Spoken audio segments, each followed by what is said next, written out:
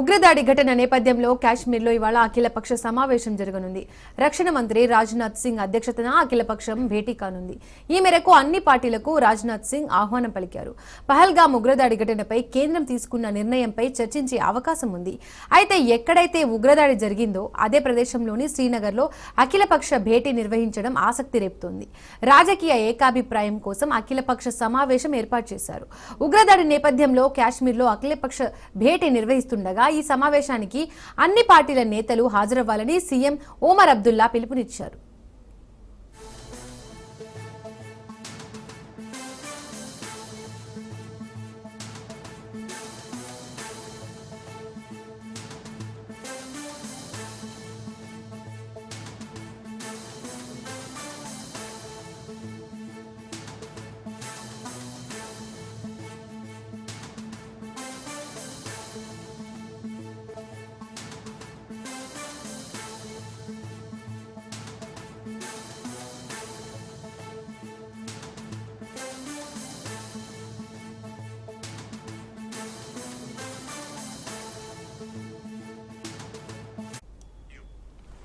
ఉగ్రదాడి ఘటన నేపథ్యంలో కాశ్మీర్లో ఇవాళ అఖిలపక్ష సమావేశం జరగనుంది. రక్షణ మంత్రి రాజ్నాథ్ సింగ్ అధ్యక్షతన అఖిలపక్షం భేటీ కానుంది. ఇక ఈ అంశానికి సంబంధించి మరిన్ని అప్డేట్స్ మా కరెస్పాండెంట్ సైదులు అందిస్తారు. సైదులు. దీపిక, ఈరోజు జమ్మూ కాశ్మీర్లో అఖిలపక్ష సమావేశం సాయంత్రం 6 గంటలకు సీఎం ఒమర్ అబ్దుల్లా నేతృత్వంలో నిర్వహించనున్నారు. ఇప్పటికే రక్షణ శాఖ మంత్రి రాజ్నాథ్ సింగ్ జమ్మూ కాశ్మీర్కి మరి కాసేపట్లో ఢిల్లీ నుంచి వెళ్లనున్నారు. జమ్మూ కాశ్మీర్లో అన్ని పార్టీల నేతలతోటి ఒక నిర్ణయానికి రానున్నారు. పహల్గామ్ ఉగ్రదాడి నేపథ్యంలో ఈ యొక్క అఖిలపక్ష సమావేశానికి ప్రాధాన్యత సంతరించుకుందని కూడా చెప్పవచ్చు. ఎందుకంటే పహల్గామ్ ఉగ్రదాడిలో 26 మందిని పొట్టన పెట్టుకున్నటువంటి ఉగ్రవాదులు, సో వారిని తుదిముట్టించేందుకు జమ్మూ కాశ్మీర్లో తీసుకోవాల్సిన నిర్ణయాలపైన ఈరోజు సాయంత్రం 6 గంటలకు రక్షణ శాఖ మంత్రి రాజ్నాథ్ సింగ్ ఆధ్వర్యంలో వివిధ పార్టీల నేతలు అఖిలపక్ష సమావేశం సాయంత్రం 6 గంటలకి జరగనున్నది. ఈ యొక్క సమావేశానికి సీఎం ఒమర్ అబ్దుల్లా కూడా హాజరవుతారు. ఇక ఇప్పటికే పాకిస్తాన్ దౌత్యవేత్తలకు భారత్ సమన్లు జారీ చేసింది. ముఖ్యంగా ఇక్కడ పంజాబ్లో పరిధిలో ఉన్నటువంటి వాఘా సరిహద్దుని భారత్ మూసివేసింది. పాకిస్తాన్ నుంచి ఎవరు కూడా భారత్కు రావద్దని హెచ్చరిక కూడా జారీ చేసిన నేపథ్యంలో మొత్తం ఓవరాల్గా చూస్తే మాత్రం ఖచ్చితంగా మొత్తం జమ్మూ కాశ్మీర్లో ఉగ్రవాదులపైన సంబంధించి పహల్గామ్లో జరిగినటువంటి ఉగ్రదాడికి సంబంధించి మొత్తం పహల్గామ్ను మొత్తం కూడా భారత్ సైన్యం అంతా కూడా చుట్టుముట్టింది. సెర్చ్ ఆపరేషన్ కూడా స్టార్ట్ చేశారు. ఖచ్చితంగా ఉగ్రవాదులను తుదిముట్టిస్తామని ఇప్పటికే రక్షణ శాఖ మంత్రి రాజ్నాథ్ సింగ్ ప్రకటన చేశారు. సో మోదీ కూడా ఇదే మాట చెప్పారు. కాబట్టి ఖచ్చితంగా ఉగ్రవాదులను ఎట్టి పరిస్థితుల్లో వదిలిపెట్టే ప్రసక్తి లేదని చెప్పేసి కూడా భారత్ చెప్తున్నారు. కాబట్టి సో దీని వెనుక పాకిస్తాన్ కుట్ర ఉన్నది. పాకిస్తాన్ యొక్క ఉగ్రవాదుల్ని పెంచి పోషిస్తుంది. కాబట్టి పాకిస్తాన్కి సంబంధించి ఇప్పటికే ఒకవైపు పంజాబ్ పరిధిలో ఉన్నటువంటి వాఘా సరిహద్దుని మూసివేశారు. దాంతోపాటుగా నీటి అంశం ఏదైతుందో నీటి అంశానికి సంబంధించి కూడా ఒక నిర్ణయానికి మరి కాసేపట్లో కేంద్ర ప్రభుత్వం కూడా నిర్ణయానికి రానున్నది. వారికి సింధు జలాలకు సంబంధించి కూడా ఆపేయాలని చెప్పేసి ఒక నిర్ణయానికి వచ్చారు. సింధు జలాలను కూడా పాకిస్తాన్కి ఎట్టి పరిస్థితుల్లో కూడా విడుదల చేయొద్దు, వాటర్ని విడుదల చేయొద్దు అని చెప్పి నిర్ణయానికి వచ్చారు. సో అది కూడా ఫైనల్ అయిపోతుంది. సో ఏదేమైనా సరే ఖచ్చితంగా ఇప్పటికే జమ్మూ కాశ్మీర్లో మొత్తం అక్కడ ఉన్నటువంటి ఈ యొక్క ఉగ్రదాడికి సంబంధించి అక్కడ పెద్ద ఎత్తున నిరసనలు కూడా వ్యక్తమవుతున్నాయి.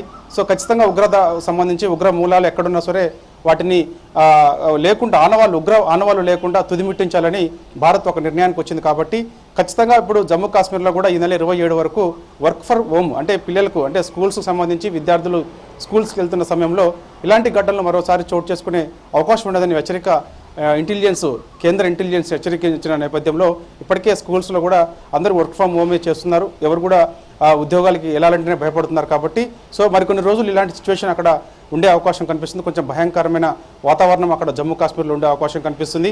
సో ఈరోజు అఖిలపక్ష సమావేశంలో కొన్ని కీలక నిర్ణయాలు కూడా తీసుకునే అవకాశం కనిపిస్తుంది. ఎవరు కూడా భయపడాల్సిన అవసరం లేదు. ఉగ్రవాదులను ఖచ్చితంగా తుదిముట్టిస్తాం. దీని వెనుక ఎవరున్నారో తెలుసు. పాకిస్తాన్ హస్తమున్న నేపథ్యంలో ఖచ్చితంగా ఇప్పటికే పాక్ దౌత్యవేత్తలకు భారత్ సమన్లు జారీ చేసింది. ఇక్కడ నుంచి వదిలి వెళ్ళిపోవాలని చెప్పేసి కూడా ఆదేశాలు జారీ చేసిన విషయం అందరికీ తెలిసిందే.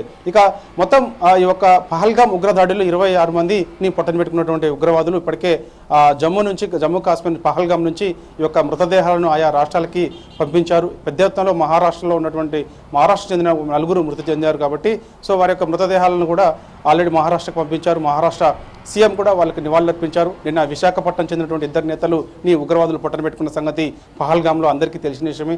ఆ మృతదేహాలు కూడా ఆల్రెడీ ఆంధ్రప్రదేశ్కి వచ్చాయి. నిన్న చంద్రబాబు నాయుడు కూడా ఆ యొక్క మృతదేహాలకు నివాళులర్పించారు.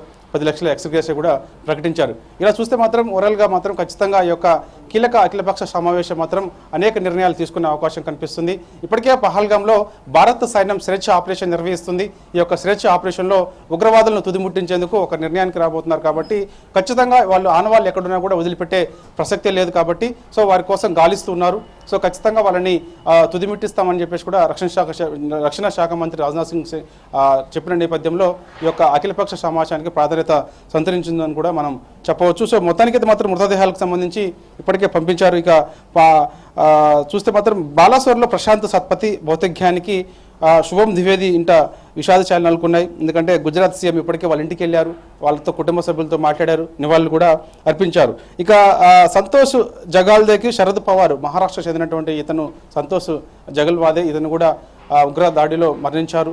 శరద్ పవార్ కూడా వెళ్ళారు, ఆయనకు నివాళులు అర్పించారు. వారి కుటుంబ సభ్యులకు అండగా ఉంటామని చెప్పేసి కూడా ధైర్యం చెప్పారు. సో ఏదేమైనా సరే ఈ యొక్క ఉగ్రదాడి మాత్రం ఖచ్చితంగా అనేక సార్లు ఈ యొక్క మనకి గతంలో కూడా రిపీట్ అవుతూనే అందరికీ తెలిసి పుల్వామాలో జరిగిన ఘటన పెద్ద ఘటన. సో దానికి మించి ఘటన ఇప్పుడు చోటు చేసుకుంది. కాబట్టి ఎందుకంటే అక్కడ నిత్యం పర్యాటకులు వస్తూ ఉంటారు ఈ యొక్క పహల్గామ్కి. సో అక్కడ పర్యాటకులకు సంబంధించి ఇతర రాష్ట్రాల నుంచి ఇతర దేశాల నుంచి వస్తుంటారు. కాబట్టి ఇప్పుడు ఒక భయంకరమైన వాతావరణం అక్కడ ఉంది. ఇప్పటికే చాలా మంది కూడా ఆ ఫ్లైట్ టికెట్స్ రద్దు చేసుకున్నారు. జమ్మూ కాశ్మీర్కి చాలా మంది పర్యాటకు సంబంధించి ఆస్వాదించేందుకు వెళ్తూ ఉంటారు. వారందరూ కూడా ఈ యొక్క ఉగ్రదాడి నేపథ్యంలో అందరూ కూడా టికెట్స్ అని కూడా క్యాన్సిల్ చేసుకున్నారు.